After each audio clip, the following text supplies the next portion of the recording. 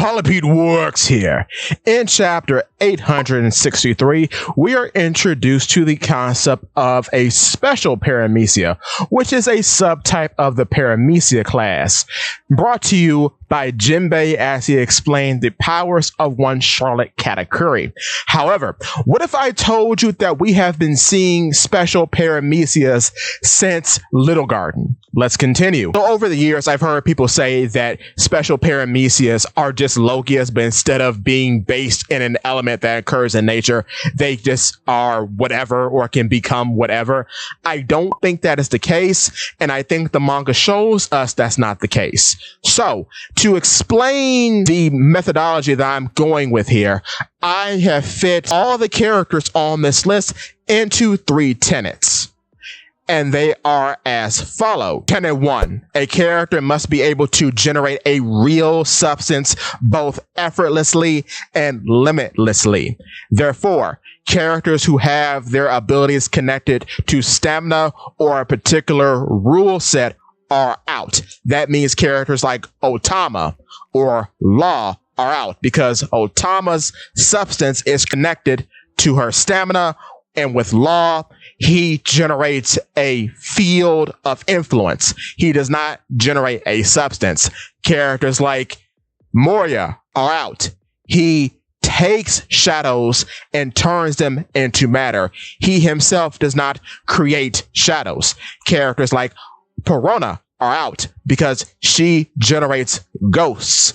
Ghosts are not tangible, nor do they have any sort of standing in being a substance. She is out. Characters like Kid are out because he generates a force. Characters who turn things into other things, such as Diamante, are out because he is not creating anything. He is simply affecting other things. Characters like Mr. 5 are out because what he does is that he has explosive properties to the normal body functions that his body normally creates. Things such as hair and mucus and such, all under the properties of the bomb fruit, have explosive abilities, but he is not generating explosives. It's just things that his body normally produces are explosive because of his fruit. With that being said, let's move on. Tenet 2, the generated substance of the user must have some sort of special property associated with it. This is different than your Logia users, because with Logia users, the user themselves usually have a special ability, but whatever they generate is played straight. Crocodile Sand does not dehydrate. He dehydrates. The only time you've ever seen Crocodile Sand dehydrate something, so to speak, is when it's in close proximity with his body. Like when he makes the desert blade from his body to attack those guards and impel down. Same thing with characters like Enel. Enel's lightning has no special properties. It is treated like normal lightning. Enel himself has special abilities, like he's able to restart his heart, but the lightning itself does not have special properties. Karibo, his body is infinite. His mud that he makes is not infinite, meaning that if he generated a puddle of mud, it would simply be mud. But he himself, as the user of the fruit, has an infinite body to store an infinite amount of stuff. Even with Blackbeard, as he describes his darkness works like a black hole.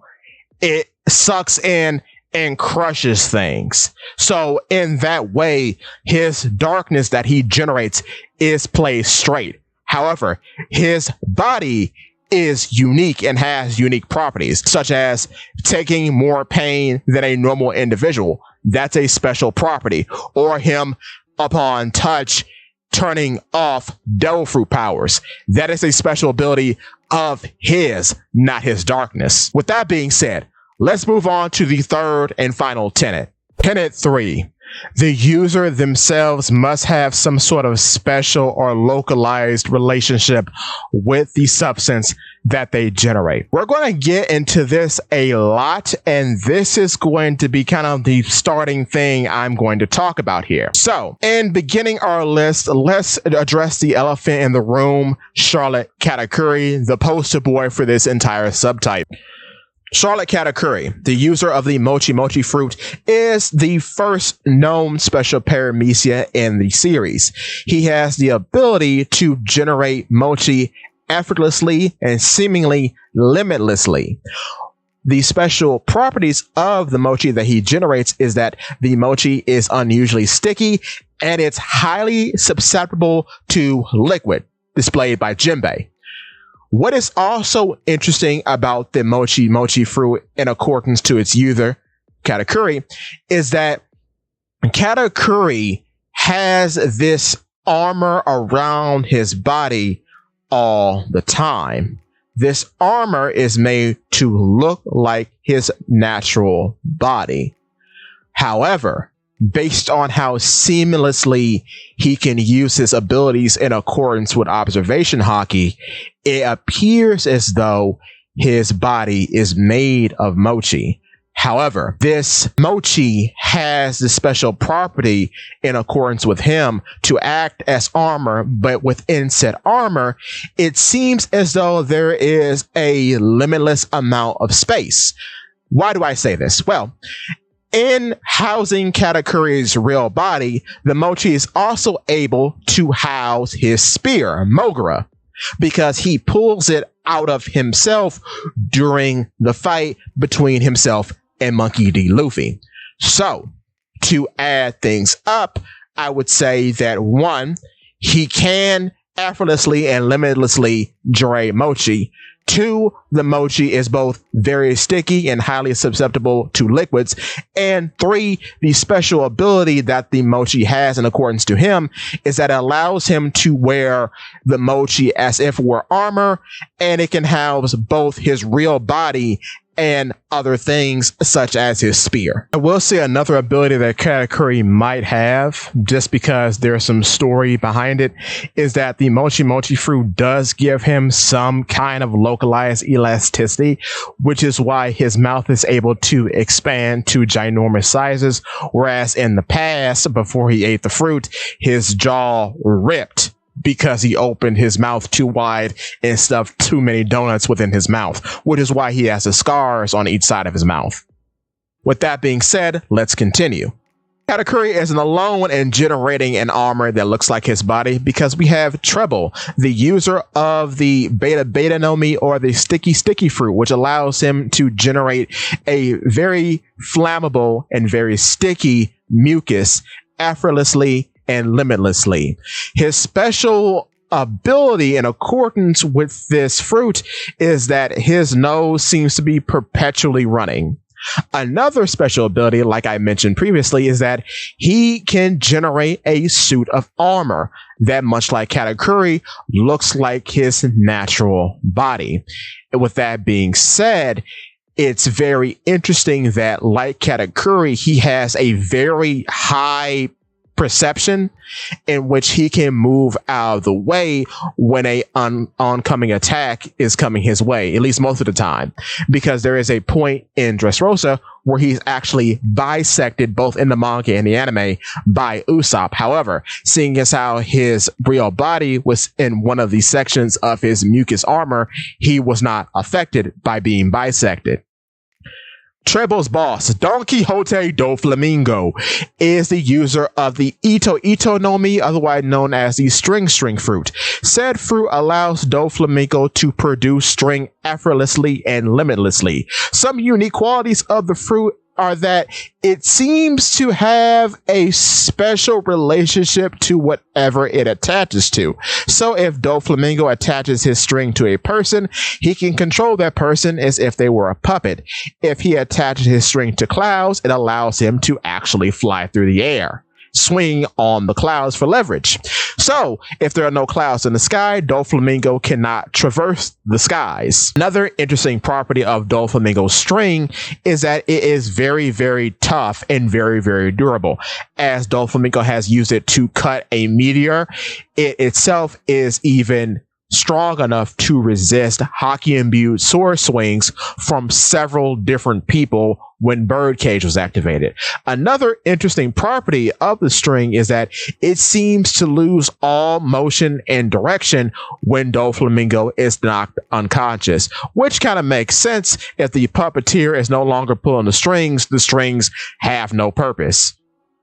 Another interesting thing that Doflamingo has, which doesn't really appear with any other character on this list, is that he can actually produce string within his own body. This was used to heal himself, to give himself stitches after experiencing the terrible internal damage of Law's Gamma Knife. Another interesting thing that Doflamingo does, which I think this is more so due to his personality as opposed to anything else, is that like Treble and like Katakuri, Doflamingo does in a way produce a suit of armor that is literally called Black Knight. You see, knight, armor, get it? However, due to his abilities and his sort of vain and narcissistic personality, he produces a suit of armor that looks like him, is an exact replica of himself, but he uses this replica, this suit of armor, as a puppet to fight for him as opposed to using it to protect him, which is why too he gets Gamma Knife by Law, because he wasn't using the armor like Treble and Katakuri to protect himself, because he sees himself as untouchable in a lot of circumstances, especially against rookie pirates. Another interesting thing that has been pointed out in the anime is that these Delphoid users of the special Parameica class, when using their awakened abilities, they have the ability to transmute their surroundings into what they normally generate. And as such, they're able to use these newfound constructs of their generated substance in a sort of telekinetic way. This is more so shown more obviously with Katakuri when he has these like weird bubbles around his hands, though Doflamingo does it as well. You don't see the weird bubbles around his hands, but he does direct and control the spires of string with his mind, presumably. On the topic of puppeteering and possible Delphoid awakenings, let's talk about the former Warden of Impel Down, Magellan, who is the user of the Doku Doku no Mi, or the Venom Venom Fruit. However, in having the Venom Venom Fruit, that name is a bit deceiving because the ability allows him to limitlessly and effortlessly produce a wide range of poisons and gases. In producing poisons and gases, they usually come in the form of a purple liquid or a purple gas with a wide range of effects. For example, he has produced tear gas before. He has produced paralyzing agents before in the form of his Hydras. He can produce corrosive liquids. And before anyone asks, no, he cannot make his hands into stingers. He is taking the horns off of his costume. Yes, he is wearing a costume. He's not a demon. He's taking the horns off of his costume, putting those horns on his hands, and then running, I guess, a corrosive type of poison through those horns, which acts like a type of stinger, which kind of gives credence to the whole venom designation that he gets in English. But anyway, like everyone on this list, he can produce a armor of poison so that when he is touched by an opponent, they become poisoned. Another interesting ability that he has is that he is completely immune to poison. The only time he seems to be even somewhat susceptible to poison is when he is ingesting it. Even then, the poison does not kill him. The effect is reduced to kind of just having food poisoning or eating raw or bad food because it gives him diarrhea. With that being said, much like Katakuri, he has been confused with being a Logia, and like Katakuri, he can use his abilities for transport because when he makes a Hydra, a big snake-like construct out of his poison, he can then travel through that construct, which is a technique called Venom Road. And like Katakuri, when he activates something called the Venom Demon, he controls it much like Katakuri telepathically, as it mimics his movements. The thing he produces is a giant automaton of poison that follows his every move, much like how Katakuri commands the mochi when the bubbles are around his hands, which leads me to believe that the Venom Demon could be an awakened ability. One thing that the Venom Demon does that his other poisons do not is that the Venom Demon can actually corrode objects as if it is poisoning them, which was the counter to another character on this list. So with that being said, the reason too why I think he doesn't turn his surroundings into poison is because of the battlefield. The battlefield in which his abilities are shown off is Impel Down, and seeing as how he loves Impel Down and the ability Venom Demon can destroy Impel Down, it would not be in his best interest to destroy someplace he holds dear. With that being said, let's move on to the person that he fights. Mr. 3, otherwise known as Galdino, is the user of the Wax fruit, making him a candle man. The funny thing about his ability is that he's literally a candle man. When he uses his ability, a weird little light appears on the top of his head, a little flame, making him like a candle. I have always had the headcanon that it's like he's melting the wax as he generates it, which is kind of cool, but that's his special relationship with his ability. Now, with that being said, Galdino has the ability to generate wax effortlessly and seemingly limitlessly. With that being said, the special property of the wax is that it's as hard as steel. Another special property of the wax is that it has the ability to immobilize people, like permanently, by filling their bodies up with wax over a long period of exposure, which is really weird and kind of deadly, and no one talks about that. That's wild, bruh. That's wild.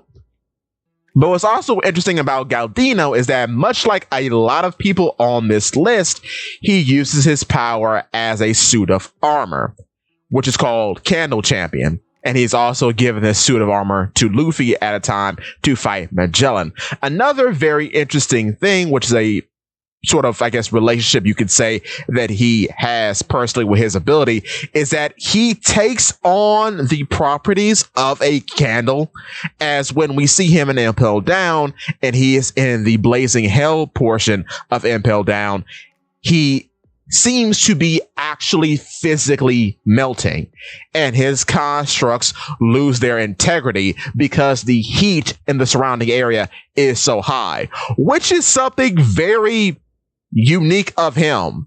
Though we have seen that certain constructs that people make don't perform well under particular conditions. And with that being said, let's move on to our next character. Now that we finished talking about Mr. Doru no Mi, let's talk about some other prison related things. Hina, who is the rear admiral in the Marines, has the power of the Ori no Mi, otherwise known as the cage fruit. And having said ability, she can limitlessly and effortlessly generate this very odd metal, which comes in the form of many a structure. In the series, we see her make like a fence-like structure that can actually ensnare anyone that it comes across or anyone who passes through it. The special relationship she has with this ability is that if she passes through someone, she can actually generate a cage or a binding around them.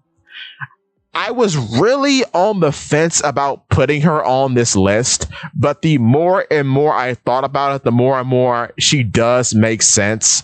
I do think we do need to see more of her, but as it stands at the moment, she does fit the 3 tenets that I set up at the start of the video. She does generate a real substance. Said substance does have a special ability, and she does have a special relationship with said ability because her body does bend and twist around her targets in order to then pass through them, locking them in a metal structure that she has made. With that being said, let's continue our government affiliated characters with Khalifa. Yes, Khalifa, the best female fed around. Former member of CP9, current member of CP0, she has the power of the Awa Awa no Mi, otherwise known as the Bubble Fruit, that allows her to limitlessly and effortlessly generate weird soap bubbles. These soap bubbles do act like normal soap bubbles, as they have the ability to actually clean things. However, when they are used on a person, they turn people into these rubbery, shiny, slippery dolls, which kind of robs the target of their autonomy a little bit because they can neither stand nor grasp things. And we see this in her fight with Nami. Another interesting thing that we see in her fight with Nami is that her sort of personal relationship that she has with this ability is that she can make a full cocoon out of these bubbles that take the form of a hard bar of soap. This is such an odd ability, and you can see this in chapter 408. But the reason why I point it out is because it's not named, nor is it mentioned on the wiki anywhere, or at least there's no picture of it on the wiki. So I'm marking this down as something very unique because in her fight with Nami, this is the only thing that Khalifa does specifically for herself as a defensive measure. It's not for attacking like everything else is, because she has another suit of armor, much like a lot of guys on this list. But the suit of armor, which is the stupidest one yet, in which she just covers herself in soap bubbles, arches her arms and acts like a sheep. This armor just translates into more attacks as she fires the bubbles created at her opponent. So it's an armor, but it's more like a setup phase for more attacks. Whereas the bar of soap, which is a hard construct, which is unlike anything else she does, that is purely a defensive maneuver for protecting herself. So yeah, I'm counting that as something special. Now, switching from lawmen back to pirates, we have Charlotte Gillette, the user of the Bata no Mi, otherwise known as the Butter Fruit. Now, we know that she is a member of the Charlotte family and a member of the Big Mom Pirates, and I have to say, in all honesty, she's the only one on this list with the least amount of data. However, I think that's just because we don't see a lot of her. She could appear in the future and we could get more, because I do believe Big Mom is most likely coming back in the story. But for the time being, her ability, the Butter Fruit, has the power that allows her to generate unlimited butter effortlessly. This butter has a unique property of acting as a weird immobilizing agent, as she uses it as shackles against Nami when the Straw Hats invade Whole Cake Island. Keeping with our Big Mom theme, next we have Charlotte Opera, user of the Curry no Mi, otherwise known as the Cream Fruit. And having said fruit, Opera can generate a limitless amount of cream effortlessly. Said cream has the property of having sugar within it. Said sugar can cause a target severe burns when they come in contact with the cream. Another odd ability that Opera has, that he apparently is wearing his ability on himself at all times, as if he is cloaking his body in cream, much like, say, Magellan or even his big brother Katakuri. Like, there's a constant suit of cream that he is wearing.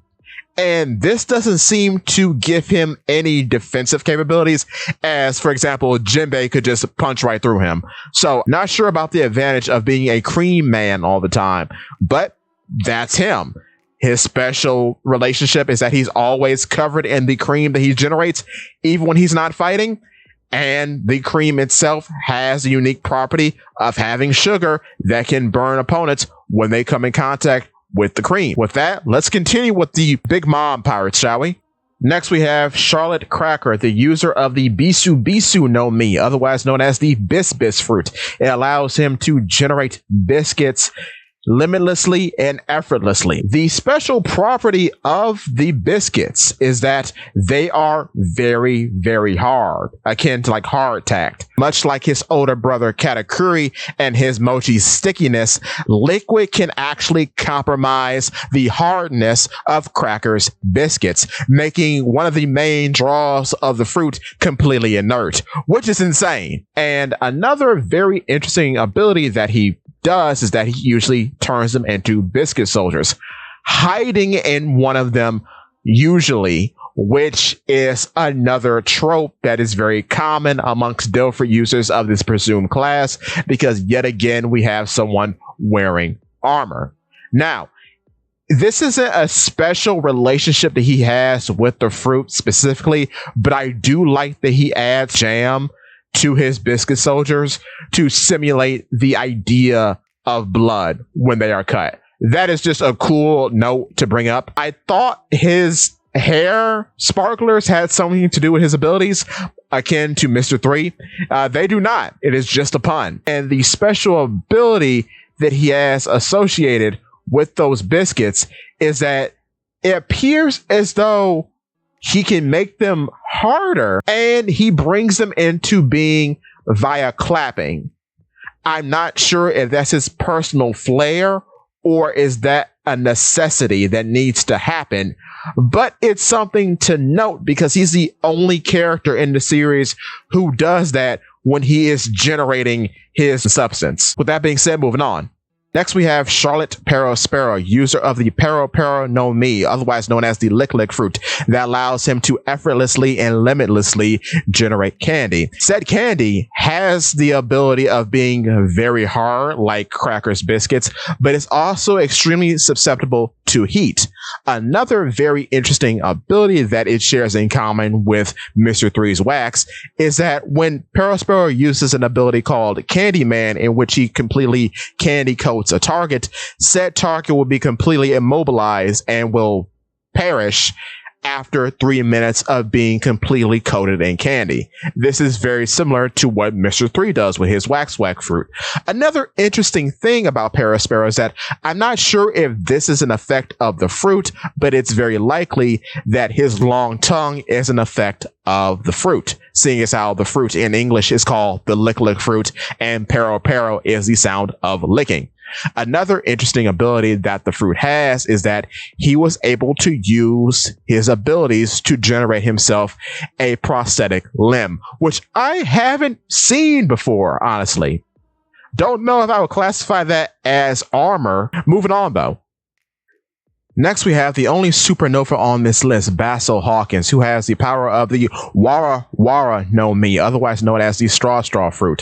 What it allows him to do is effortlessly and limitlessly generate straw. Said straw has a unique property, which I guess this is also his unique relationship with the fruit, but it allows him to store 10 straw dolls in his body. Said dolls can transfer pain that he experiences to another person. So that is both his unique relationship with the fruit and the fruit's unique ability, the straw's unique ability. Now, another thing that he does is something called the Demon Conjuring phase, in which he dons a suit of straw armor and turns into a giant scarecrow-like entity. This is not dissimilar to what we see in Opera or Katakuri or Trable, in which he's just wearing a suit of straw. Then, on top of that, we have another construct that he can make, which is called Strawman's Card, in which he summons a giant scarecrow to do the fighting for him. Now, this ability is not dissimilar to, say, Cracker's biscuit soldiers. is just a giant construct made out of his substance that fights for him with the same sort of voracious battle prowess as his demon conjuring phase. So that's very unique of him. And with that, we move on to our final two. Next on our list, we have Raizo of the Nine Scabbards, who has the ability of the Maki Maki no Mi, otherwise known as the Scrolling Jutsu, or the Scroll Jutsu, or more simply, the Scroll Fruit. It allows him to generate seemingly limitlessly and effortlessly scrolls at his will. So, these scrolls have the ability to do things such as duplicate Raizo himself, as well as absorb and release things. He does this against Kaido, absorbing his Bolo breath only to unleash it back onto him. He's done it too with the waters of Zo in order to extinguish the castle at Onigashima. So not only can he store multiple things at one time, he can designate multiple scrolls to do different things. So it's really at his disposal as to what the scrolls do, seeing as how he can seemingly generate an unlimited amount of them. I didn't know if I wanted to put him on this list, but he does make sense, and he is in the confines of the tenets that I have set forth so far. I think the special ability that he has in accordance to this fruit is that he can duplicate himself with these lifelike drawings. That might be something kind of special and specific to him, a specific relationship that he has with the fruit.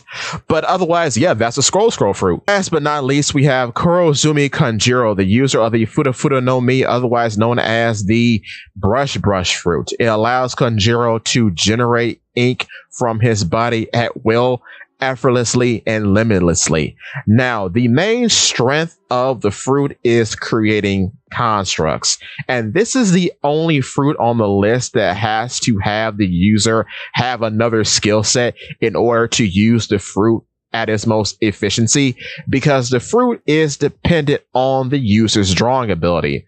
The grand scheme about Kanjiro throughout the story is that he pretends to draw poorly, and the constructs that he makes reflect him drawing poorly, like the dragon that's a riff off of Momonosuke, or the funny sparrow that he makes, or the funny tiger that he makes, right? But the grand secret is that he can actually draw very well.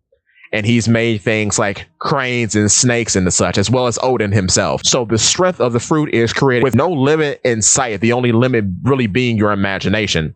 And these automatons come into flesh upon the user's command.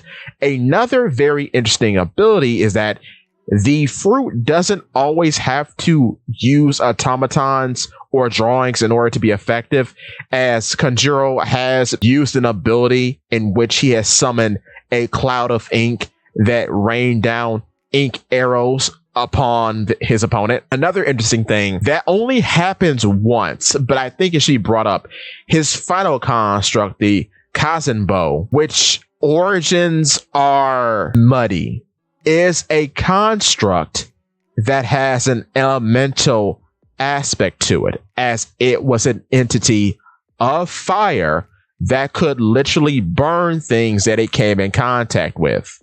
So that's interesting. We don't get to see how far this ability can go. And with that being said, that has been the special Parameica video, in which I uncover every Parameica that might be of the special subtype. I hope you enjoyed. This video has been a long time coming. I think I've started and stopped the recording of this video 3 times over my time on YouTube. So I hope you enjoyed. Like I always say, give me your thoughts.